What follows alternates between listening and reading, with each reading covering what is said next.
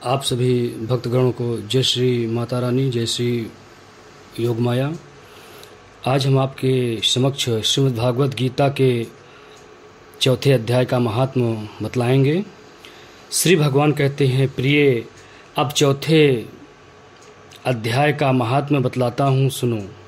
भागीरथी के तट पर वाराणसी बनारस नाम की एक पुरी है। वहाँ विश्वनाथ जी के मंदिर में भरत नाम के एक योगनिष्ठ आत्मा रहते थे, जो प्रतिदिन आत्मचिंतन में तत्पर हो आदरपूर्वक गीता के चतुर्थ अध्याय का पाठ किया करते थे। उसके अभ्यास से उनका अंतःकरण निर्मल हो गया था। वे शीत उष्ण आदि द्वंद्वों से कभी व्यथित नहीं होते थे। एक समय की बात है, वे तपोधन नगरी की सीमा में स्थित देवताओं का दर्शन करने की इच्छा से भ्रमण करते हुए नगर से बाहर निकल गए। वहाँ बेर के 2 वृक्ष थे। उन्हीं की जड़ में वे विश्राम करने लगे। एक वृक्ष की जड़ में उन्होंने अपना मस्तक रखा था और दूसरे वृक्ष के मूल में उनका एक पैर टिका हुआ था। थोड़ी देर बाद जब वे तपस्वी चले गए, तब बेर के वे दोनों वृक्ष 5-6 दिनों के भीतर सूख गए। उनमें पत्ते और डालियां भी नहीं रह गई।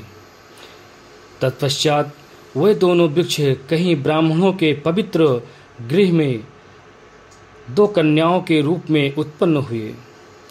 वे दोनों कन्याएं जब बढ़कर 7 वर्ष की हो गई, तब एक दिन उन्होंने दूर देशों से घूमकर आते हुए भरत मुनि को देखा।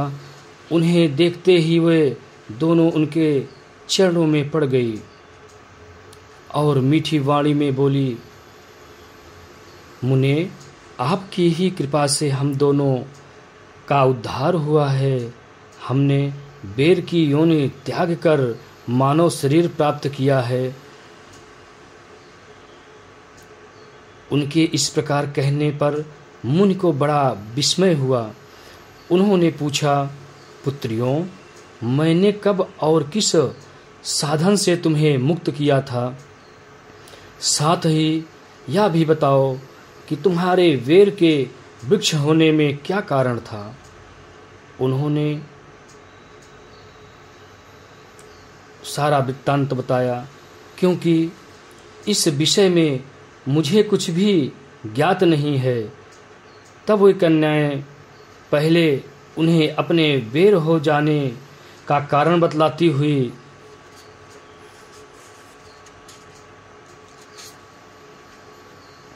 बोली, मुने, गोदावरी नदी के तट पर छिन्न पाप नाम का एक उत्तम तीर्थ है, जो मनुष्यों को पूर्ण प्रदान करने वाला है। वह पावनता की चरम सीमा पर पहुंचा हुआ है। उस तीर्थ में सत्यतपा नामक एक तपस्वी बड़ी कठोर तपस्या कर रहे थे। वे ग्रीष्म ऋतु में प्रज्वलित अग्नि के बीच में बैठते थे। वर्षा काल में जलती जल की धाराओं से उनके मस्तक के बाल सदा भीगे ही रहते थे तथा जाड़े के समय जल में निवास करने के कारण उनके शरीर में हमेशा रोंगटे खड़े रहते थे। वे बाहर भीतर से सदा शुद्ध रहते।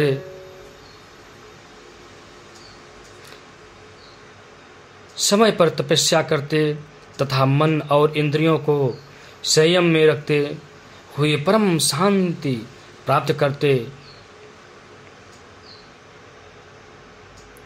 आत्मा में ही रमण करते थे। वे अपनी विद्वत्ता के कारण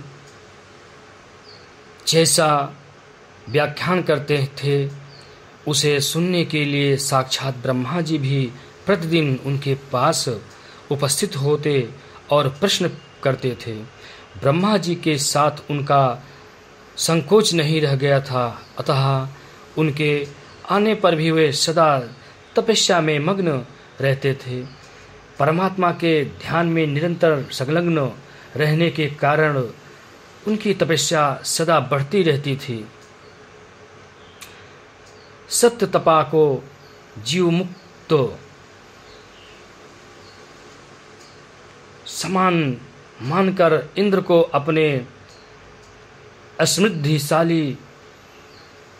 समृद्धशाली पद के संबंध में कुछ भय हुआ।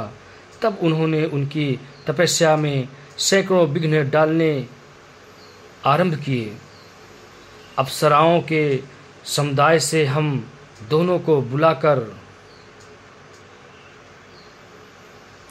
इंद्र ने इस प्रकार आदेश दिया, तुम दोनों उस तपस्वी की तपस्या में विघ्न डालो जो मुझे इंद्र पद से हटाकर स्वयं स्वर्ग का राज्य भोगना चाहता है।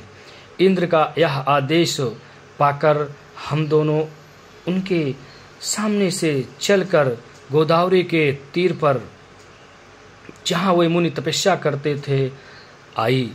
वहाँ मंद एवं गंभीर स्वर से बजते हुए मृदंग तथा मधुर वेणुनाद के साथ हम दोनों ने अन्य अप्सराओं सहित मधुर स्वर में गाना आरंभ किया। इतना ही नहीं, उन योगी महात्मा को वश में करने के लिए हम लोग स्वर, ताल और लय के साथ नृत्य भी करने लगे। बीच बीच में जरा जरा सा अंचल खिसकने पर, जिसे आंचल कहा गया है, खिसकने पर उन्हें हमारी छाती भी दिख जाती थी।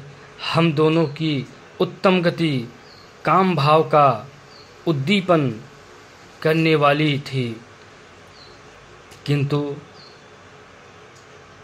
उसने उन निर्विकार चित्त वाले महात्मा के मन में क्रोध का संचार कर दिया। तब उन्होंने हाथ से जल ले छोड़कर हमें क्रोधपूर्वक श्राप दिया, अरे तुम दोनों गंगा जी के तट पर वेर के वृक्ष हो जाओ। यह सुनकर हम लोगों ने बड़ी विनय के साथ कहा, महात्मन, हम दोनों पराधीन थे, अतः हमारे द्वारा जो दुष्कर्म बन गया है उसे आप क्षमा करें। यूँ कहकर हमने मुनि को प्रसन्न कर लिया। तब उन पवित्र चित्त वाले मुनि ने हमारे शापोद्धार की अवधि निश्चित करते हुए कहा, भरत मुनि के आने तक ही तुम पर यह शाप लागू होगा। उसके बाद तुम लोगों का मृत्युलोक में जन्म होगा और पूर्व जन्म की स्मृति बनी रहेगी। मुने, जिस समय हम दोनों बेर वृक्ष के रूप में खड़ी थी, उस समय आपने हमारे समीप आकर गीता के 4 अध्याय का जप करते हुए हमारा उद्धार किया था। अतः हम आपको प्रणाम करती हूँ। आपने केवल शाप से ही नहीं, इस भयानक संसार से भी गीता के 4 अध्याय के पाठ द्वारा हमें मुक्त कर दिया। श्री भगवान कहते हैं, उन दोनों के इस प्रकार कहने पर मुनि बहुत ही प्रसन्न हुए और उनसे पूजित हो विदा लेकर जैसे आए थे वैसे ही चले गए। तथा वे कन्याएं भी बड़ी आदर के साथ प्रतिदिन गीता के 4 अध्याय का पाठ करने लगी, जिससे उनका उद्धार हो गया। आप सभी भक्तगण जो भी हमारे चैनल महामाया योगा दरबार को सब्सक्राइब न किए हों, आप लोग हमारे चैनल को सब्सक्राइब करें, ज़्यादा से ज़्यादा शेयर करें, आइकन की बटन दबाएं और ज़्यादा ज़्यादा लाइक करें। श्रीमद् भागवत गीता का चौथा अध्याय का महात्म्य आप लोग भी पढ़ें, श्रवण करें, मनन करें, चिंतन करें और इसका पाठ आप लोग प्रतिदिन सुने इस महात्मा का, जिससे जन्म जन्मांतर के जो भी हमारे आपके कुछ पाप रह गए हैं वो क्षणित होकर हमारे आपके जीवन का उद्धार हो सके। जय माता रानी, जय श्री कृष्ण।